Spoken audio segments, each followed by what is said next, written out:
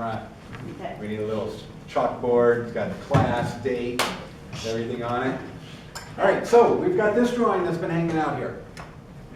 I've got a little bit of information for you on this, and I've got 2 tasks I would like you to perform with this when you find time. So I want to explain those.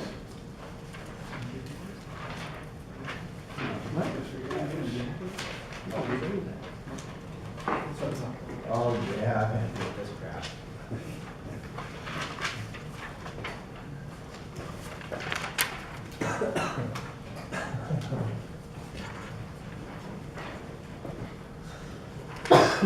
All right, to start with, I would like you to finish your topo map. Okay? And you should have enough information for this. I mean, we did this as a group, right? So what you should now do is you should come through and using the data from this, finish this topo map through here. Okay, and you've already got all the data on that. Any questions? Now that we've dealt with contour lines, any questions on that? Good. Yeah. Okay. Now, the contours on this one are not near as important as the contours that you dealt with when we were dealing with the sewer line. It's background information. So I would recommend that you make your major contour lines at the most 0.012. Your minors would be half of that. And maybe you even want to adjust them from there. So that's kind of what I would recommend. Remember, your elevations, we all based them off of the finished floor being 100 feet. So finish your contours. Second thing I would like you to do is finish your access. Now, we had a culvert that sat right about here. What I would like you to do, because we're coming in and accessing the garage from this side, right? Put an access in. I think what works really well with this is a U-drive, and where you're coming in and out and you've got 2 accesses on. Where you leave the property, you need to have a 20-foot by 1-foot diameter culvert. The same one you saw out there.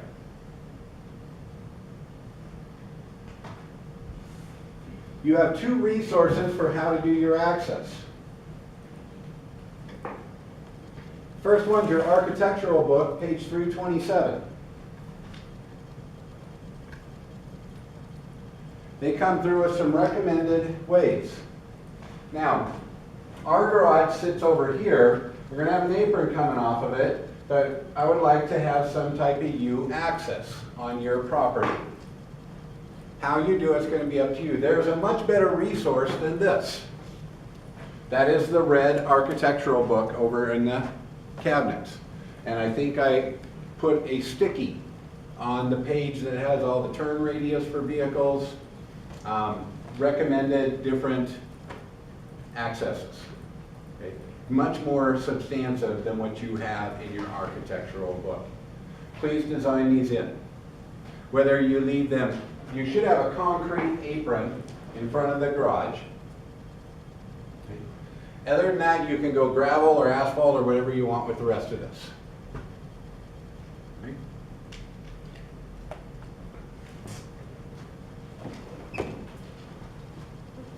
Any questions on how to do this? Okay. Now, the last thing I want you to do is to do a waste treatment system.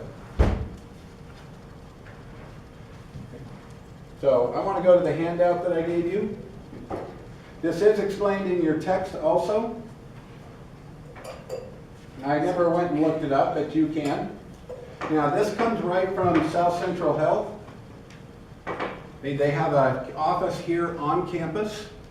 So you can get this form by just walking over there. It's not on the internet. I've looked for it. I don't know why they don't have it on the internet. But South Central Health, well, the state of Idaho Health Department runs this system. It is not permitted through the city, the county, anybody. The state of Idaho manages this, no matter where you're at. Ours is called South Central Health, but obviously if you're in the eastern side of the state, it'll be southeastern, south central, whatever the case might be. So you can find, now, this is a really nice little cheat sheet that tells you everything you need to know about a septic system, which includes a tank and a drain field. Now, the first thing you want to kind of talk over with your clients, though, is that there's two types of waste when we do these things. And you might do it different ways. Okay, first, you have a system called gray water. And then you have another system that's called sanitary water. Does anybody know the difference between the two? Okay, Lisa, what's the difference between the two? Gray water is like from your washing machine, except it's not, I mean, it's still dirty water, but it doesn't have solid waste in it. Sanitary has all your solid waste in it. Okay, yes, but solid waste isn't really a problem for us. It's what's in the solid waste. Yeah. There's Toilet paper. And biologic junk. organisms that kill us. That's the problem. E. coli. Yeah, E. coli is one of them, and it's not the only one. Now, gray water is also contaminated water. It'll be heavy in phosphates, right? Your soaps, things like that.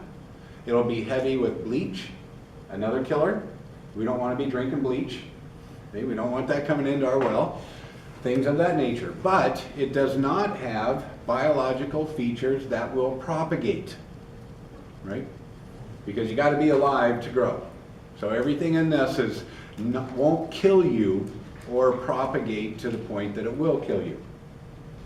Many times if we're doing a house at the start, we can delineate these two systems and do them differently.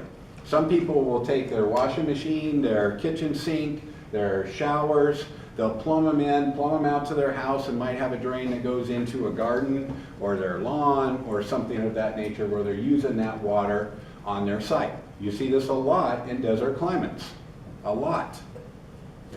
Then they have all of their contaminated ones with sanitary stuff, mostly coming off of our water closets, and this is then treated differently. Now, you might have these two different systems. We even have them around here. I've installed a couple where a person did that and they ran it through cattails. Another person, a big farmer, ran his all through a bunch of poplar orchard, and then he was cutting these poplars and selling those to boot, and it was a great irrigation source for them. Wait, do you have to treat your gray water though? If you throw all the spots, all that stuff out there, would it kill? Just throw it out there, and you can get plants like cattails that'll eat it all. Or poplars are another great one for it. And these are really kind of considered your green systems. So you can do that. Now, certainly that's for the gray water. Now, for us, most people are just combining the two systems. There's not enough water in a standard family that we have to do this. This sheet right here is where both systems are combined together. Okay, now, if you're in the city, you don't do this at all, right? You just drop it into a sewer line, city takes care of it. And that's it. This is only for us where we don't have city services. So they give you some stuff back in here, kind of telling you what stuff is. You know, you want to pay attention to this. Minimum distance requirements. You have to be 300 feet from your drain field to a river or stream. It's been proven that this stuff, the E. coli and stuff, will propagate. It is a carbon-based life form. So it will move through the soil faster than water. So in essence, what you're hoping is that the bacteria naturally in the soil eats it, and in fact it does. But they still want you 300 feet away in case it's got a rock surface or something in there to get there. 100 feet from your well to any drain field. Okay, so you got to pay attention to these distances. 50 feet from the drain field to any irrigation ditch. 50 feet from your well to your septic tank, just in case your septic tank gets a crack in it. Okay? You're not getting that coming into your drinking water. 25 feet to any water line, 10 feet from the house to the drain field. That's so we can get a backhoe in there and work on the thing. 5 feet from the drain field to your property line, so you're not messing with your neighbor. 5 feet from the house to the septic tank. Yes? Is irrigation ditch, does that mean that all the canals? Twin Falls Canal Company, yep. Any live source of water. Folks, I've actually studied this very, very in depth, and part of my master's thesis was on this. It is amazing how accurate this stuff is in the testing on it. If you wanted to look at something pretty amazing, look this stuff up. I mean, they've taken septic systems and the bacteria in them is so strong. For testing, they draw the cows in. And the cows, after 6 months, are totally eaten. It gets a crust around it. They get out there and they drill wells 18 inches from this, and the bacteria in your soil naturally is so much that you can drink that water and it's good. Now, certainly this is to take care of geologic anomalies. It is a very, very effective system. And it's pretty strong and works very well. Now, you have two components when you're dealing with this system, and they're shown on the back. So you got a plan view and a cross section. Where here's your plan view, we're coming out of the house, here's our septic tank, here is a drain field. They do two separate things. Okay? And maybe the cross section is the best place to look at it. So you drop your sewage down through your house. It's a gravity system. It goes into the septic tank. The septic tank has baffles in it. So the water is forced to go in a circular or kind of a rectangular pattern, whatever they made it up as. And what that does is it comes through and goes through that baffle system. The solids drop out into the bottom of the tank. Then the water, the gray water that's left, sits on the top. It then flows into the drain field. Supposedly no solids will get through here. That's why those of you that lived in the country, every 3-4 years you got to clean this part. And so this doesn't get so full, solids come out this way. So when you come out here, this is dispersion of that gray water into the soil where the natural bacteria can eat it. That's how the system works. So in essence, this is what you're going to be showing. We don't have to do this because all of our installers know this and will do it. We show the plan view. And now this should all be hidden lines. So keep in mind your minimums. You'll come out, you need to draw your tank.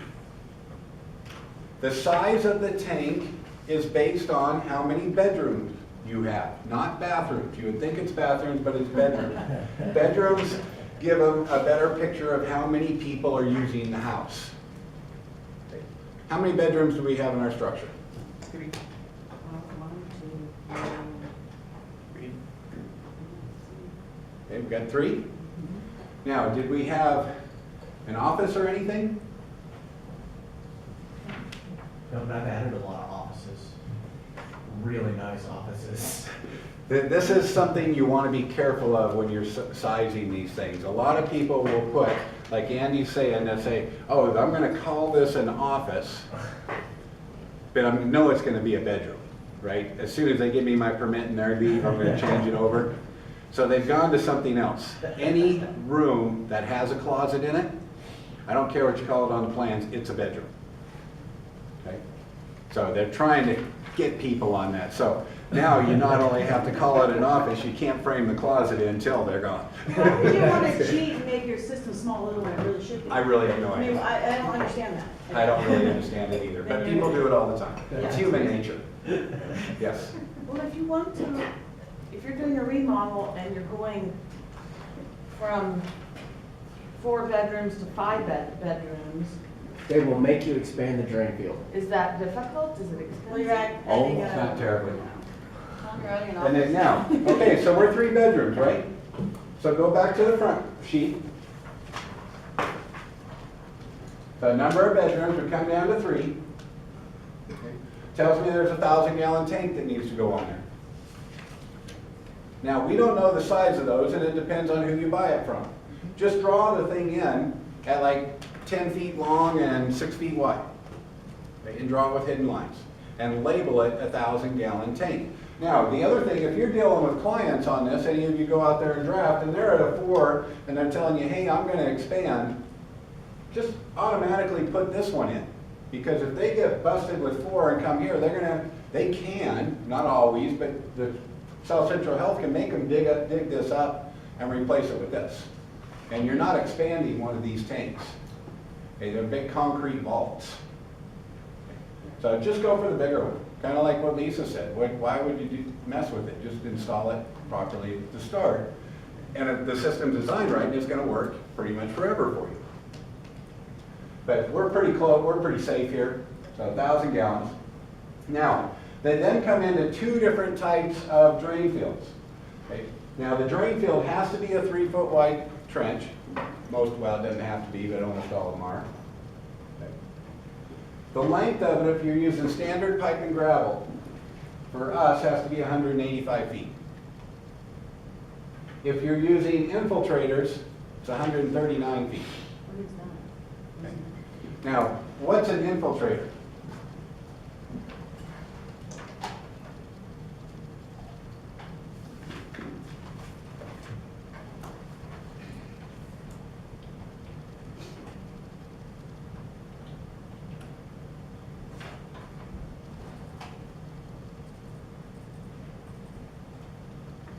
Okay, so here's what we call an infiltrator. In essence, it's a plastic dome that's 3 foot wide. I think they come in 30-foot lengths. Okay, and then they snap together. You bring your pipe into the top, you bury this thing, and then the fluids run along the bottom. So it's an open trench. Really, this is just to keep the soil out of there. Now, there's a bunch of holes in the top of it because most of your soil, most of your water is not going to drain down. Upwards of 80% of the water your drain system puts out is going to be used in evapotranspiration, which means plants use it, your grass. But we don't want to put these things down. We usually try and keep them within 18 inches of the surface so that my grass roots and everything can get down and use this water. So this is that system. This is a standard gravel system. In our area, everybody went to infiltrators when? Probably 80s, late 80s, early 90s? Really? From the people I know, the infiltrators are all being replaced back to a gravel system, most of them. Because we got voles. And you were talking about voles the other day. Tons, yeah. You'll get critters that come into here and they'll burrow underneath it and they'll live in here and they'll stop the system up. And I know 3 or 4 installers of this. One of them's my next door neighbor. And he says, I'm replacing 5 of those every spring. Wait, so how do they mess up? Why would they? I just said they burrow underneath it and they fill it full of dirt. It can no longer Oh, they transmit do water. that. Okay, Okay. so it's trashed. They've gone to this system because this will not support burrows for the burrowing animals. They can't get a trench in there. Okay, so we're everybody went with this, now we're going back to this. They've actually got a new system that Sweets out of Shoshone is using. That's a cool system. It's so easy. And it's a pipe, a perforated pipe, and they put packing peanuts around it. Okay, you know them little packing peanuts that you get? And then we cover that with gravel. And they've been installing those now. It's not totally new, 20 years. They've never had one fail. And it's cheaper to do. So, you know, keep in mind we can go any of these routes. This is your gravel system. It's got to be a lot longer than this one. Okay. So that's where you get your trenches. So if you go back to your sheet. So for us, we've either got to have 185 feet of a gravel system or 140 feet of an infiltrator system. Now, you dig into there further, and I can't remember the exact value, but your trenches can only be so long. Here. So generally what we do is we break that up and we just do lengths. Does anybody see on there? It's got to have on there somewhere maximum length of a trench.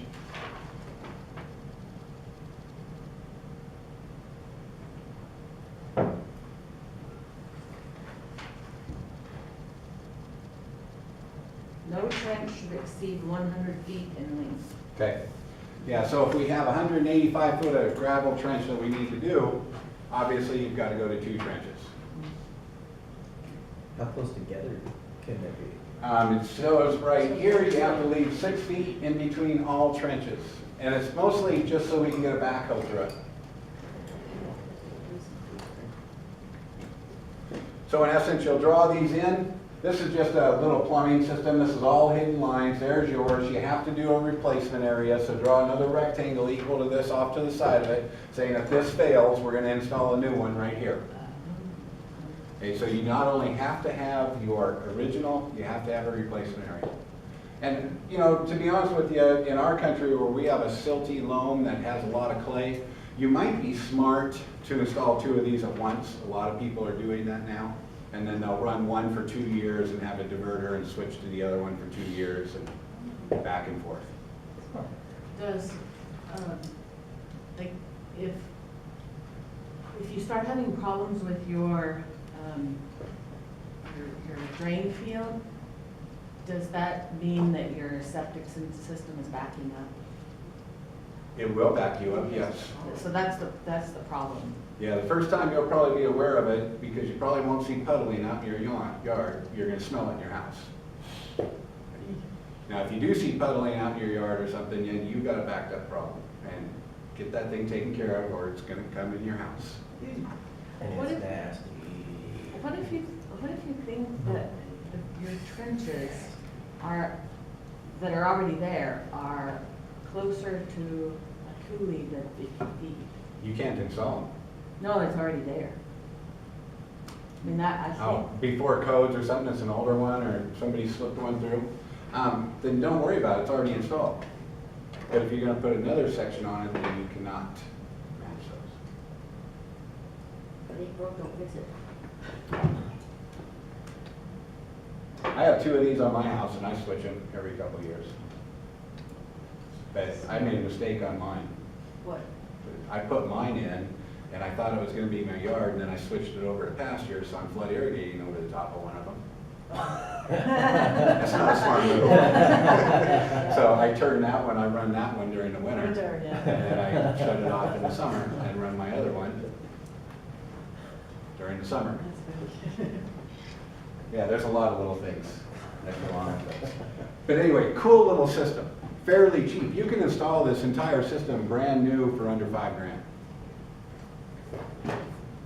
And certainly, if you have the other and you wanted to update the drain field, the other one I just built recently for another person that did it, and then me and, I don't know if you know Wannenbergs, but I think somebody in here knew the Wannenbergs. Kevin does a lot of this work. And we went out and we did the whole thing for $1,200. So it's not a very expensive system, and it handles everything in a pretty exceptional manner. Keeps you safe. Yes. So when you go and get a building permit, is this something, this is part of the plan that the health department has to sign off on? Health department signs off on this before you go to the city or the county.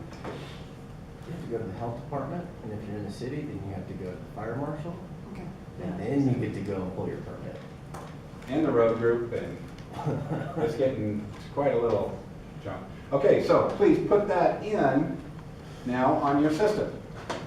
Okay, so what you'll do is you'll come in here, you're gonna draw a little sewer pipe, and we're coming out of our mechanical room, right? Okay, so we'll probably jot underneath your basement slab, we'll come out either this side of the house or the back of the house. We've got to stay so far away from the house. If you've got that concrete patio under your deck, and it comes out 12 feet, you can't put that septic tank under that deck, or patio, right? Get it outside of that, put your tank in, draw in your drain field. We've got boatloads of room, boatloads. Okay? And then just put your drain field and replacement system there. There's a bunch of examples of these in the drawing folders. So I would like you to do 2 things. Finish off the contour lines. 3 things. Put your drive access, vehicular access into the site plan. Install your septic system, which consists of a tank and a drain field.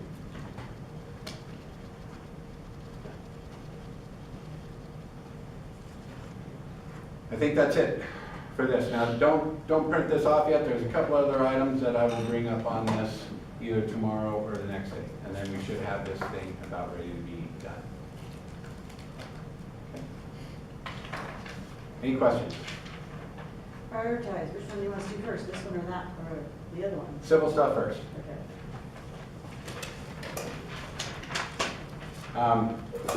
Let's see, Pizza Hut's already due. Just in case, I'm not quite sure where you're at with the plan profile, figure the plan profile's due end of day tomorrow. Okay. And you want that printed out on a D sheet when we turn it in? Would you please? Yep. Anything else? Okay, I'll be grabbing a couple of you once I got these systems up, and we'll get our last data set out. And I'm trying to schedule a guest speaker for you folks later this week. We're gonna go do the stakeout on Monday, and I'm gonna try and get Josh Barnes, who's heading this committee to do this project, see if he can spare time to come in, and we can do a Q&A with him, so you can get a better feel for the design properties. Certainly, I've given you all the stuff the committee has already generated, but Josh is a pretty nice guy. He's a concrete worker, and he's kind of spearheading this whole thing. And we'll try and get him in here to talk with you as you work through the design. All right, thanks for your time.